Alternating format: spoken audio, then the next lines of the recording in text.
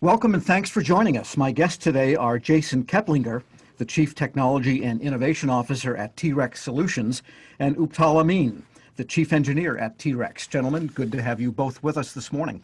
And let's talk about commercial cloud, because that is a issue that is so important to every federal agency, and we've been talking about cloud for a long time. But each year that passes, we're learning more and more about what are really the best practices for moving to the cloud. So here we are in getting to be late fiscal 2020 for the federal government, late calendar 2020. What are the best practices for moving federal agency programs besides email to the commercial cloud? Jason, why don't we start with you? Sure. Yeah, thank you for having me. I think the first part is really establishing a roadmap for the agency or the organization to make sure that you know where you're headed, know where you're starting from, and being able to identify how to get there. And with the new policy of not cloud first, but best fit for the cloud, is the best approach is to take that roadmap, make sure you're communicating it and providing it out to the organization so that we're all using the common language as we go through and do this important move or modernization to a cloud environment. The second portion I would talk about was really the adoption.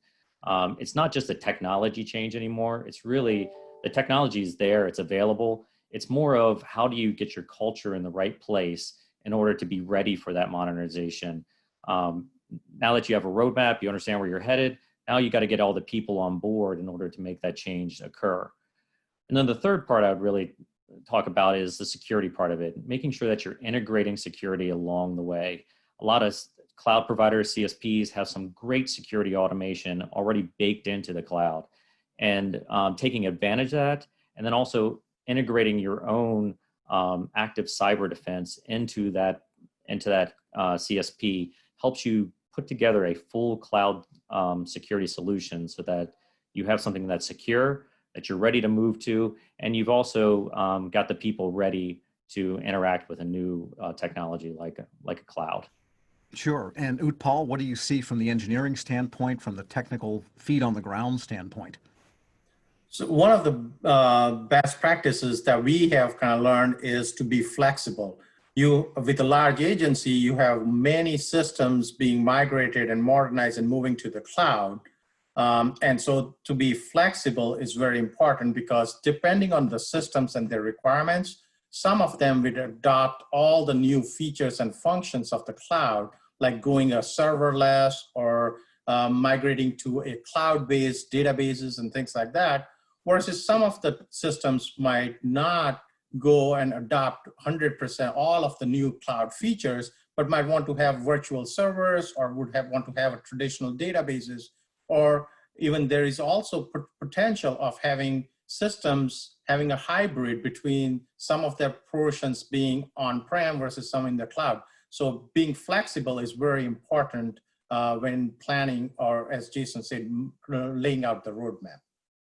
So that is to say, at the outset, you don't have to have all of the cloud technologies in place that are common, like containerization and micro-segmentation and deep virtualization of everything. You can go a little bit with what you've got? That's correct. And depending on the systems and where they are within their life cycle, some of them may be able to adapt to the latest technology like containerization, and some of them may not be able to. And being flexible allows them to move to the cloud in a faster manner rather than making them change a lot of their architecture. And I imagine the cloud that you are moving to may dictate what it is that is best moved first, according to that roadmap that Jason mentioned. You would have to have kind of a priority order of what it is, of the assets that you plan to move up there?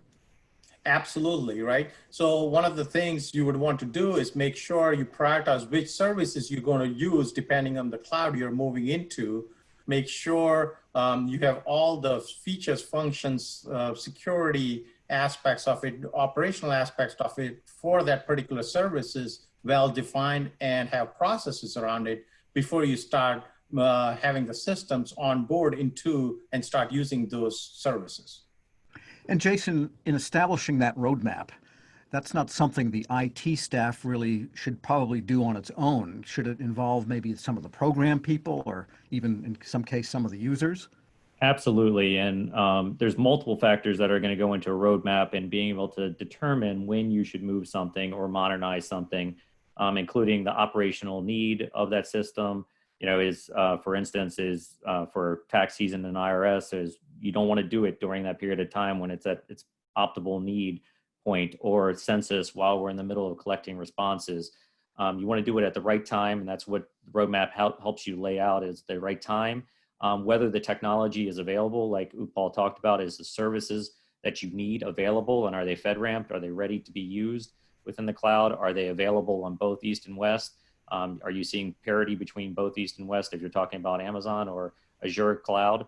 All those are factors that play into your roadmap, and that's key of what Upal said, is the flexibility to that roadmap. That's why you call it a roadmap. You have off ramps that allow you to get off if the technology is not available, or something's not available, or if it's not the right time to move at that point in time, because not everything's ready to be moved to the cloud immediately. Maybe you need to take a few steps, get onto a DevSecOps pipeline that's shared, so that you're ready to move into that environment. And that's where that roadmap really plays into it. Because a lot of agencies, a lot of IT practitioners have had change control procedures that go back many, many years, such as when a new mainframe might be coming in, or update to an operating system. You've got changes that affect throughout. One change here can affect things throughout the system. What are the additional change control measures and considerations for when you are going off-prem with a major application to the cloud? Utpal? So governance is a very important aspect of it. Traditionally, most of the agencies would have a change management process, but when we start moving into the cloud, you not only have to be agile and be able to be move fast enough so that you do not have, the process does not burden. However, you do want to have some level of governance to make sure that the right things are going into operations. You want to make sure your NOC is notified of all the changes that are occurring. You need to make sure that the right technologies are taking place. And more importantly, you also want to make sure the budgets and things like are going to be followed. So one of the aspects from a governance perspective or change management is to put in place like guardrails from a funding perspective, so that with the programs stay within those guardrails and not overspend, especially in the cloud environment where easily you could overspend what you have budgeted for. Yes, because a lot of agencies have mentioned that it's easy to get into the cloud and easy to establish a service level agreement.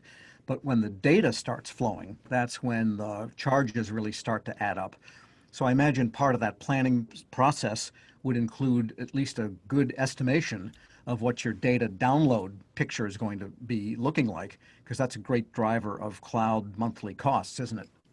Yeah, absolutely. So what Jason talked about, the roadmap, one of the things you have to do while establishing that roadmap or the planning phase is establishing what kind of cost or budgets do you need to put in place for each of your systems, as well as each of your environments, how you move through each of the environments for each of your services.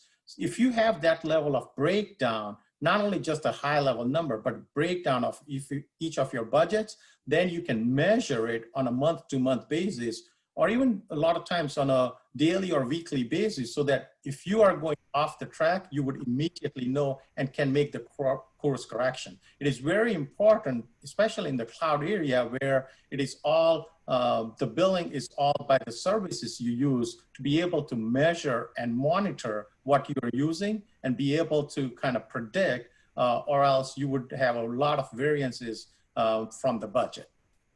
All right, on that note, we'll go to a quick break here.